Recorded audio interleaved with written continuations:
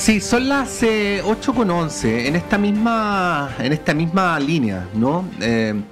A veces ocurre en la política, ocurre con mucha frecuencia, en realidad con más frecuencia que lo que uno querría, que los dirigentes dicen supuestamente lo que las personas quieren escuchar, ¿no? Entonces, en función de eso es que se alimentan ciertas pulsiones muy básicas que luego se transforman no solamente en ideas, sino incluso en proyectos políticos.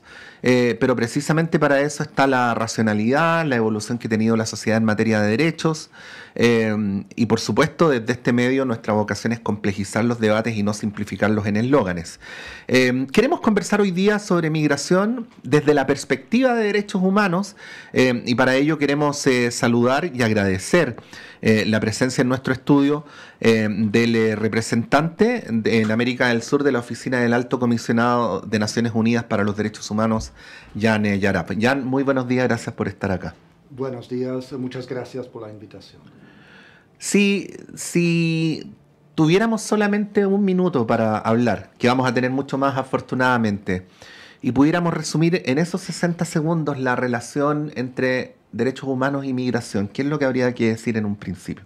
Habría que decir que los migrantes, los y las migrantes, son personas que tienen derechos humanos y que no se les pueden negar. Uh-huh. ¿Y por qué la migración es un derecho humano? Disculpe, Jan, que le haga preguntas básicas, pero usted sabe que estas son las preguntas que no se hacen en los medios de comunicación chilenos habitualmente.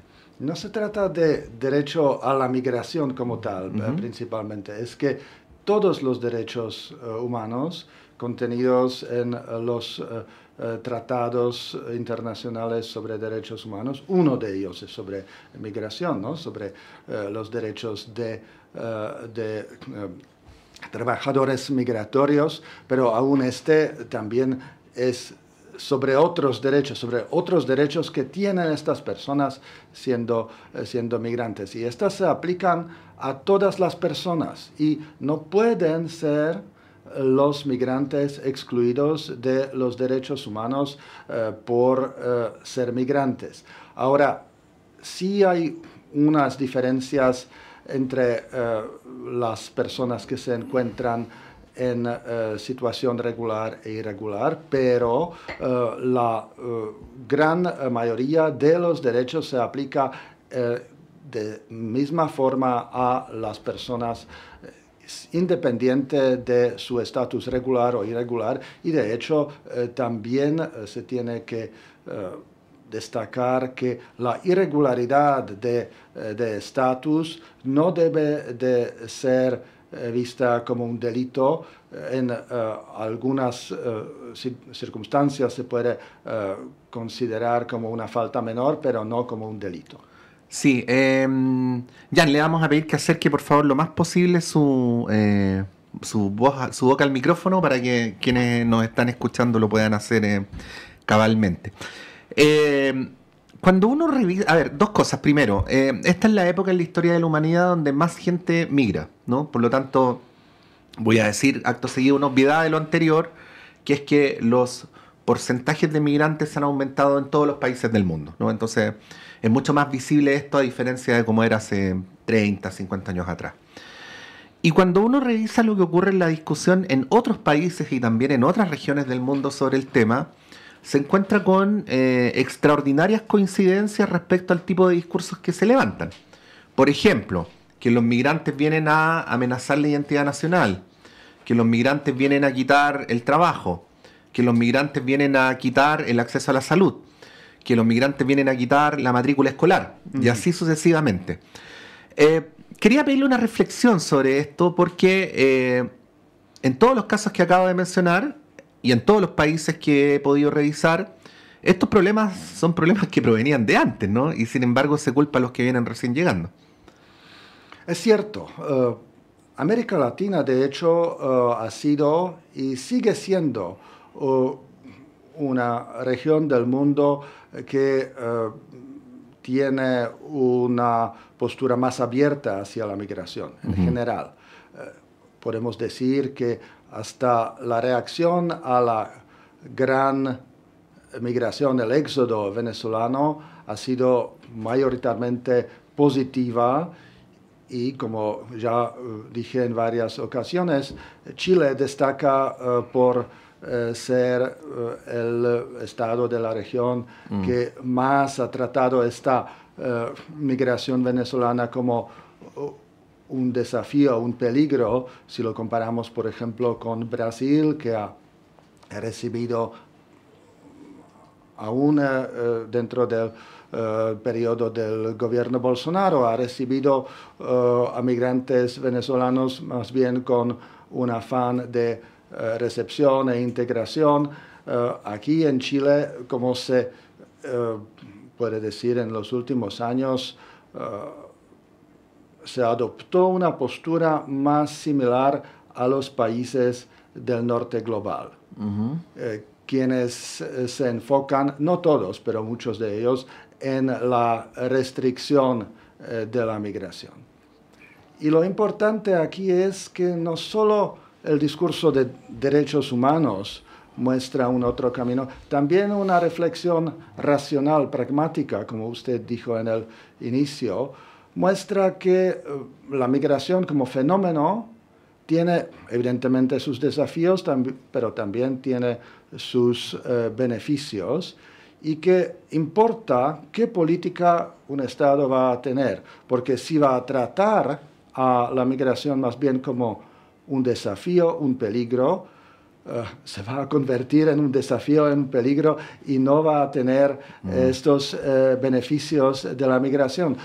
Por ejemplo, en Europa, los países que más se beneficiaron recién de la migración son España y Portugal, quienes tienen una política más abierta hacia la migración.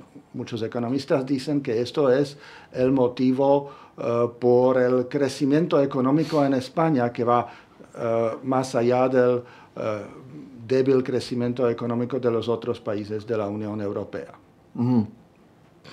Jan, cuando algún gobierno o proyecto político propone detener la migración, ¿no? Dice, nosotros vamos a detener la migración.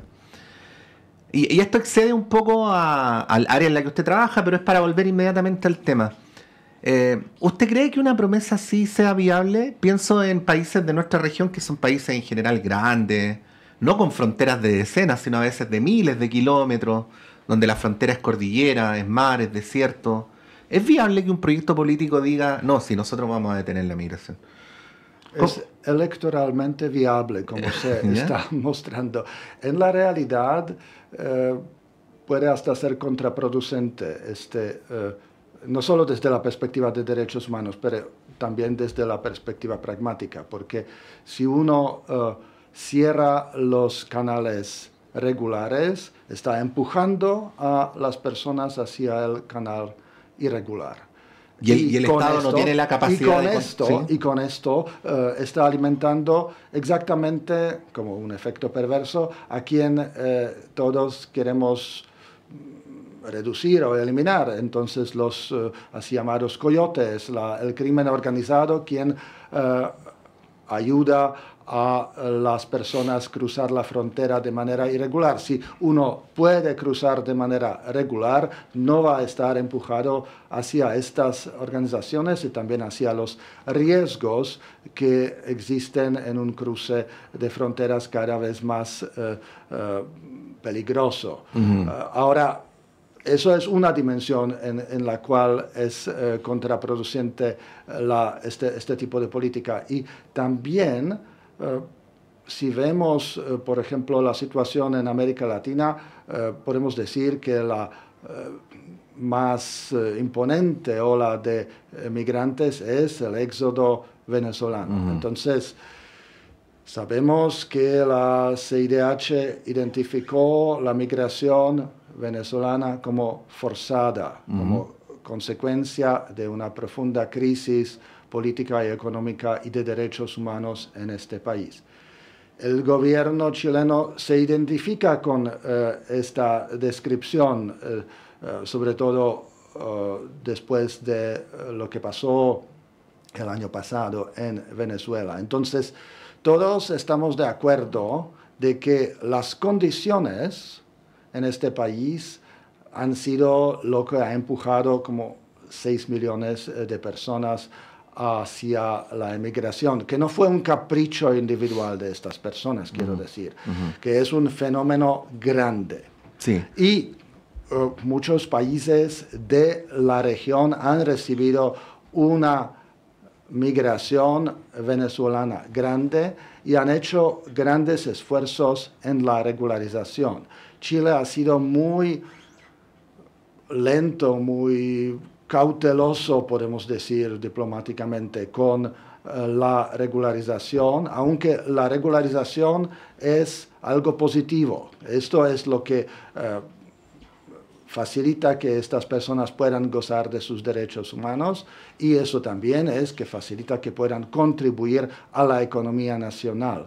Por eso saludamos el esfuerzo del subsecretario Cordero de finales del año pasado, que también fue aplaudido por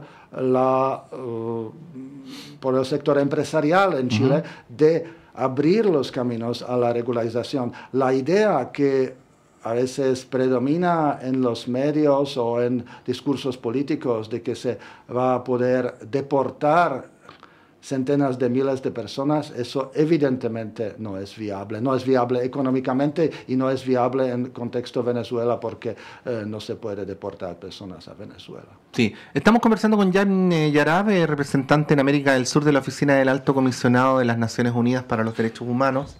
Jan, entonces en esta parte de la entrevista podríamos decir que la migración es inevitable. La migración en estas condiciones, en lo que está pasando en América Latina, es en gran parte inevitable. Es más bien cómo la vamos a abordar. Ya, quiero ir ahí porque tampoco quiero minimizar, para que quienes nos están escuchando no piensen que estoy haciendo una entrevista desde un platillo volador. Tampoco quiero minimizar que hay situaciones que efectivamente ocurren, y ocurren con todas las migraciones, choques idiosincráticos, molestias de quienes están, por ciertos hábitos, por ciertas costumbres, que para quienes están, de parte de quienes llegan, son molestas o indeseables. Ese es parte del conflicto que tenemos en nuestro país con ciertos tipos de migración. Siendo eso así, ¿qué es lo que deben hacer los estados para enfrentar una situación como esta? Digo, no necesariamente con el vecino de al lado, pero lo que ocurre con el vecino de al lado da lugar a un problema más macro, ¿no? ¿Cuál es la mejor estrategia para enfrentar una situación como esa, cuando se producen estos choques culturales con la migración? Es cierto que en algunas regiones, particularmente fronterizas, la migración masiva puede causar grandes problemas. Y en Chile lo vemos, por ejemplo, en Colchane. En Colchane. Un pequeño pueblo donde el número de migrantes está teniendo un efecto dramático porque supera el número de los habitantes habituales del lugar. En el norte en general puede tener este impacto. Es importante no abandonar ni a los migrantes en las políticas públicas ni a las comunidades de acogida y en este caso, diría yo, también una política racional sería de no favorecer que se queden el más tiempo posible en la región fronteriza. Hay demandas de mano de obra en otras partes de este gran país. Entonces, también es desde la perspectiva de la política económica contraproducente que estas personas migrantes se quedan en el norte, separadas del resto del país, con pocas oportunidades laborales y en la irregularidad. Y hay que insistir, la irregularidad o la regularidad normalmente no son, como se presenta muchas veces, no son decisiones individuales del migrante. Casi nadie prefiere ser irregular. O sea, cada migrante en situación irregular es alguien que hubiera preferido ser regular. Son los estados quienes deciden si les van a permitir entrar en el canal regular o no. Y muchas veces lo siento, o sea, hay una perspectiva clasista por parte de los estados, quienes abren las puertas a la regularidad para personas de clase media, profesionales, los expats, y no a los pobres. Hay una filósofa española, Adela Cortina, quien dice que el miedo de la migración finalmente es principalmente el miedo de los migrantes pobres, que es una aporafobia, como dice. Así se llama el libro, de hecho, Aporofobia, lo aprovechamos de recomendar. Gran libro de Adela Cortina. Cuando estamos hablando de esto, hay gente que se pone agresiva, ¿no? Ahí estoy viendo, de hecho, hay alguien que me pregunta por qué no le cedo mi trabajo a un extranjero. Bueno, le quiero recordar que esta universidad la fundó un venezolano, así es que, y que tenemos compañeros extranjeros desde hace varios años, así que no se preocupe por eso. Hay quienes se ponen agresivos porque homologan, y yo sé que en un punto hay una cierta intersección, pero no es lo mismo, homologan migración con delincuencia, ¿no? O con crimen organizado. Y de eso deriva una idea que a veces se instala de que por defender los derechos humanos se está avalando la delincuencia y el crimen organizado. No lo vemos ya solamente a propósito de la migración, sino también a propósito de otros temas, ¿no? ¿Qué reflexión podría hacer sobre aquello? Principalmente a mí me parece que en los medios chilenos, los dominantes, predomina la noción de migrantes en conexión con delincuencia. Y evidentemente entre los migrantes, las personas que son integrantes del crimen organizado representan una pequeña minoría. Entonces es evidentemente injusto hacia todas las personas que tan solo quieren trabajar y desarrollar su vida.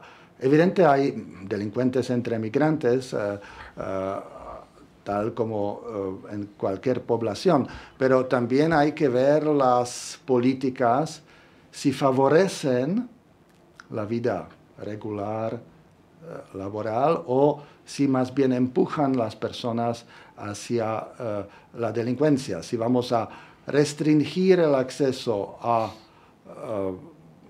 al trabajo regular, evidentemente restringimos el acceso a ingresos y estamos empujando a las personas a sobrevivir de cualquier otra manera. Eso se llama determinantes sociales de la delincuencia y es bien conocido. Entonces, el Estado, la sociedad, tiene el interés en que los migrantes puedan ser contribuyentes, que puedan trabajar en el mercado laboral regular y no en empujarles hacia la irregularidad, donde sí pueden ser víctimas de la delincuencia o pueden también caer en la delincuencia.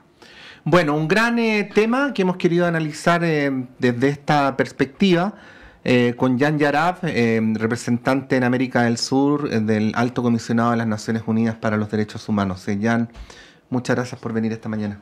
Muchas gracias por la invitación. Son las 8:31, vamos a ir un breve alto y a la vuelta a nuestro panel de conversación en día viernes, que va a estar entretenido, presumo, porque la política chilena está muy intensa. Vamos y volvemos.